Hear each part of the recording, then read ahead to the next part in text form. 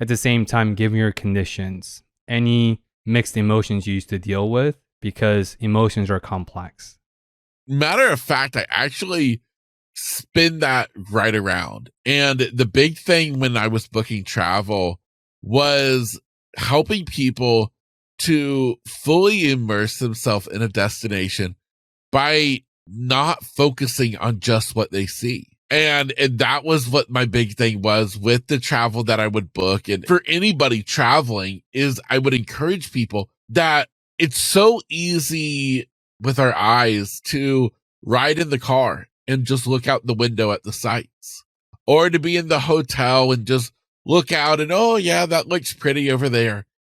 Well, instead get out and experience it. And that's where with the travel agency, I would literally use my life as this way of teaching them to get out there and experience the destination. Don't just do this. I want you to talk to the local people. I want you to taste the local food. I want you to try something that's maybe a little bit out of your comfort zone. Because when we try new stuff, we meet new people. That's when we get to grow. And that's what ends up creating the most amazing vacation that we remember forever.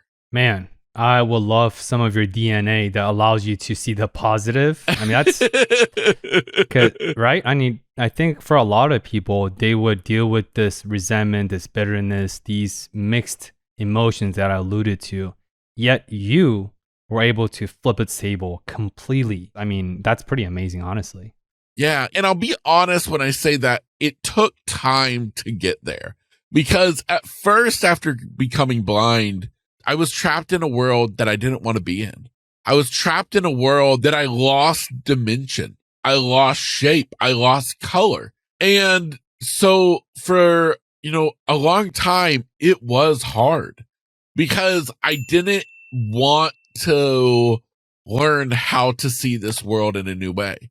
I wanted the world back that I had. I didn't want this new world.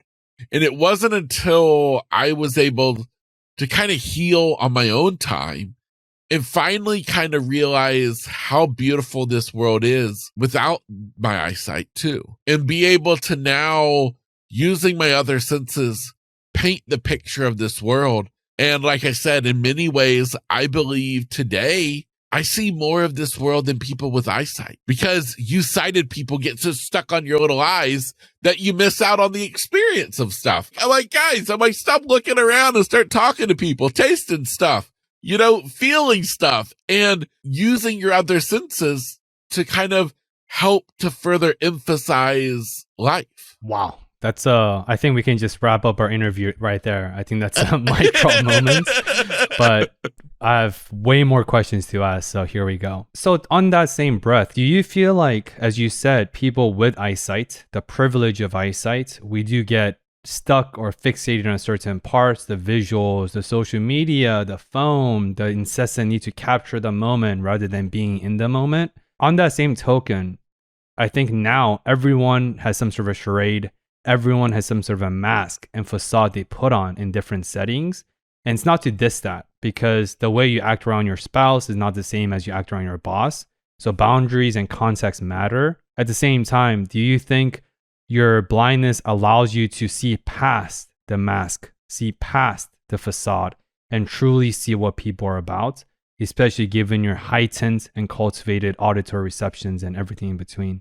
Yeah, I do. And I feel like it goes back to what I said earlier on, is when we were talking about trust.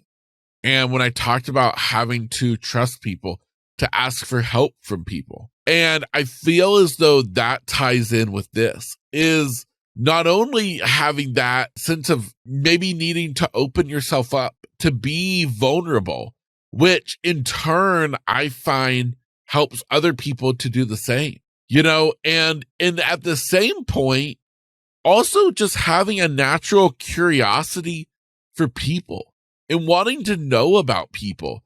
And I'm a big person of, at times it can get a little bit frustrating for me when people can look at somebody and they form an opinion about them, whether they do it on purpose or subconsciously, but they immediately form an opinion about that person, about their life, about who they are. Are they nice? Are they mean? Yet they've never even talked to them.